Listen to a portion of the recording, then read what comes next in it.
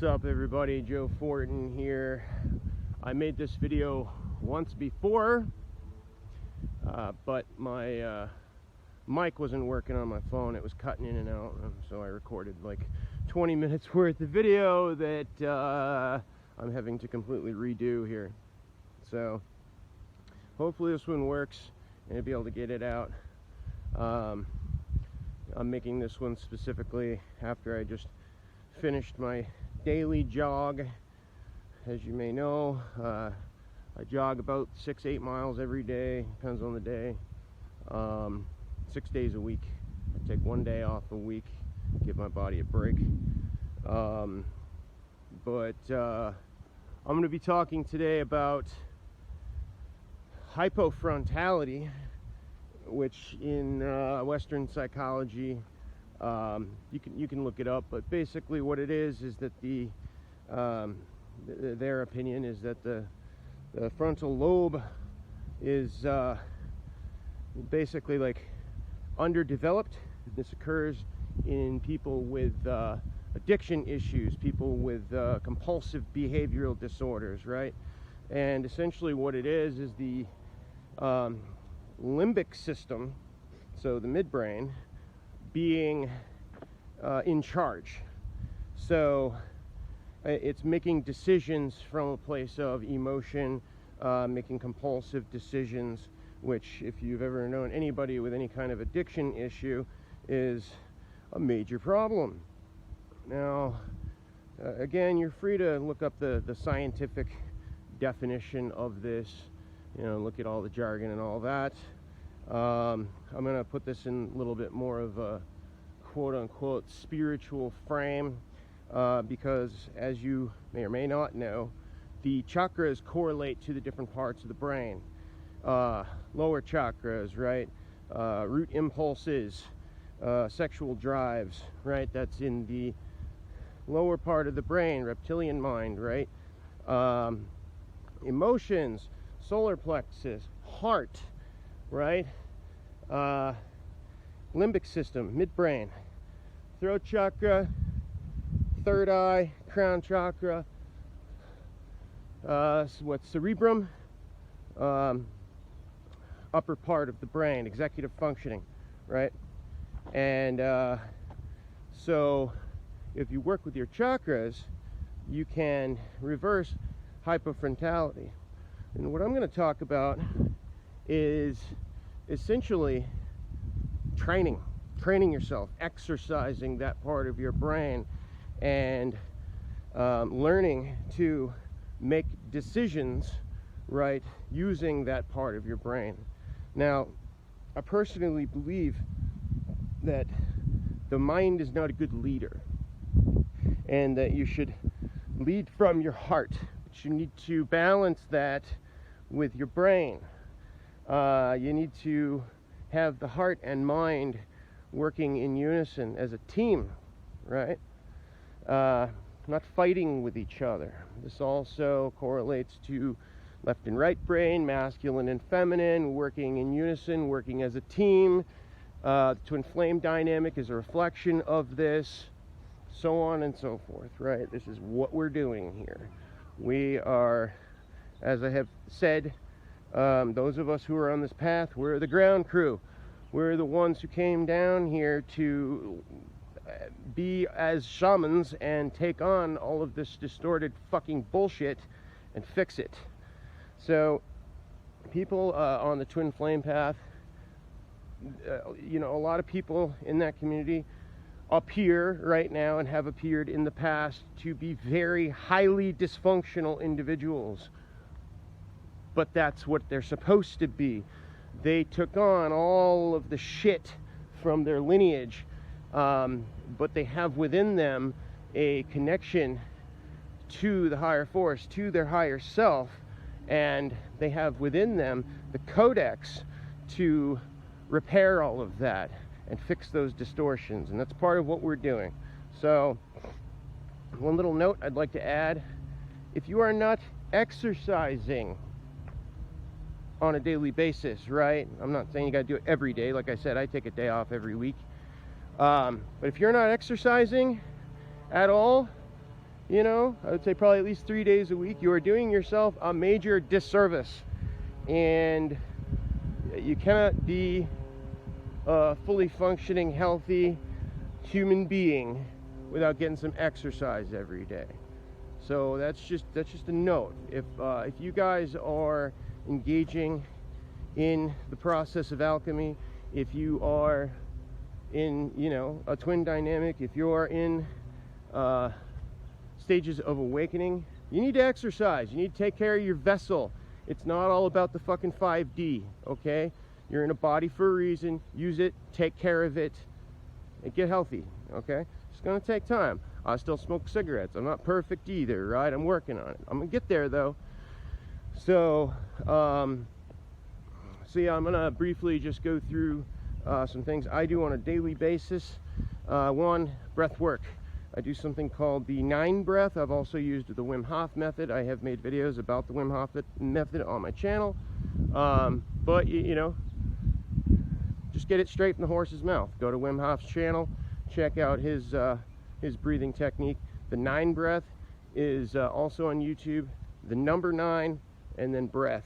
So I would highly recommend doing those on a daily basis. In the morning is good. Get the blood flowing, get yourself oxygenated, wake yourself up, and temporarily raises your vibration. So it's a good morning priming practice, right? Tony Robbins talks about priming in the morning, psyching yourself up for the day, you know, giving yourself some positive affirmations, those sorts of things. So I'm just going to do a very brief rundown of essentially a dynamic meditation that I do every day while I'm jogging. And I have very much fine-tuned my jogging, my gait, my breathing mechanics, and all of that. I've spoken about this on the channel. Essentially, when I breathe into the lower dantian, I breathe into my pelvic floor, I breathe into my balls, as Elliot Hull says. And this is necessary to get a full breath. If your breathing is fucked up, if you're holding your breath all the time, if your breathing will look like should look like a sine wave, up and down as you go through the day.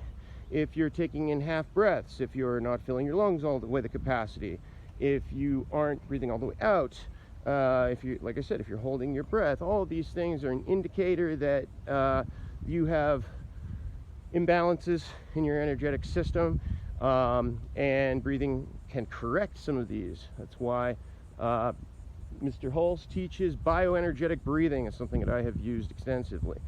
So when you're jogging or even walking, make sure you're taking full breaths. Do a cadence. I do 4 steps per breath. So 2 steps on the inhale, 2 steps on the exhale, on the outhale. And so it's like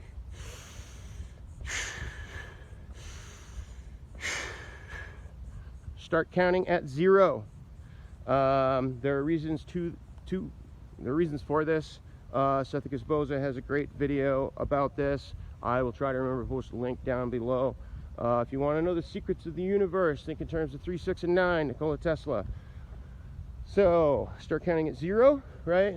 0. 1. Count 1 at the end of the exhale. And then the subsequent numbers as well. 0 all the way to 9. When you get to 9, reset at 0, and then put another digit on your clock. So basically think of it like a digital clock. You've got 0 sets, 0 reps to begin with. As you breathe, you got 0, 1, 0, colon 2, 0, colon 3, right? Till you get up to 9, and then back to 0. So it'll be 1, 0, 1, 1, 1, 2, right? And then 2, 1. And I do this all the way up to 10 sets. And when I get to 10, that's a complete cycle. So I've got basically 3 counts going on. I've got my breath count, I've got my set count, and I've got my cycle count. I do at least 3 cycles while I'm jogging. While I'm doing this counting, I am focusing my attention and awareness on the lower dantian point. This comes from essentially Buddhist mindfulness meditation. What you are doing is you are taking your attention and placing it on a single meditative object. For people like myself who have a warrior archetype, ADHD, my brain tends to want to keep track of everything going on around me, and thus my attention is split. What we're doing here is we're learning to harness the multiple channels of attention that we have the ability to access, right? We're putting them each on a task. In this case, it's counting and breathing. The other thing I do is I stay on my toes. My heels never touch the ground when I jog. Stay on the balls of my feet. This creates a spring action, prevents damage to the tendons, bones, and ligaments, and it is an overall better gait for jogging in terms of mechanics. It's going to make you stronger. You're going to have calves that are kick-ass. I like to think I got some pretty decent calf meat down there. Yeah, so yeah, what this is doing is it is forcing you to bring yourself into the present moment. You're using your executive function to take control over the body, to take control over your mind, and you're developing self-discipline, right? One of the things that comes up for me when I'm doing my jog, right, is I will have this thought and this feeling of like, I don't feel like doing the counting, it's too much work, right? As soon as that thought comes up, the first thing I do is start counting, right? And you can extrapolate this practice out to the rest of your day, right? Every time your brain goes, I don't feel like doing dishes, what do? You go start doing fucking dishes, right? Make yourself do it. Train yourself to get shit done. I would recommend doing NoFap. This is going to help you tremendously in getting your shit together in this regard and not being fucking lazy. Being assertive, you know, being aggressive. We've had people in the New Age especially demonizing things like aggression, demonizing conflict of any kind, demonizing so-called negative emotions. You need negative emotions. You need things like shame, for example. Shame is a useful social mechanism. Shame is what keeps you from fucking being a complete psychopath to other people, right? You do something wrong, you do something fucked up, you feel ashamed about it, and you change yourself, right? You know, you're a drug addict for fucking 15 years, you feel ashamed about it, and then you fix it. Useful. Can be toxic, right? Can be used by narcissists to gaslight you. You got to learn to tell the difference. So, you know, it's all part of the journey, part of the balance. Yeah. Hypofrontality is 100% reversible. You can also look into homeopathy and the syphilis miasm. This has a lot to do with addiction. Doing these things in tandem, working on miasms, purging out that energy while doing these exercises and practices, and training your mind, training your body, training your spirit, will prove to be very useful. You can heal anything. You can become whoever you want to be. Do you have the fire inside you? Do you have the heart to do what you came here to fucking do? Do you remember who the fuck you are? I'm hoping that more people will soon. I'm going to be done. Thank you for watching. If you'd like a coaching session, check out my website, joefortincoaching.com. If you would like more details about what I offer, I am willing to do a 20 to 30 minute free phone consultation. Shoot me an email, joe@joefortincoaching.com. Thanks, everybody. Have a good day. If you enjoyed this video, please hit the like button down below and click the icon to your left to subscribe. New content every week about spirituality and addiction from myself, Joe Fortin. Thank you very much for watching. We'll see you next time.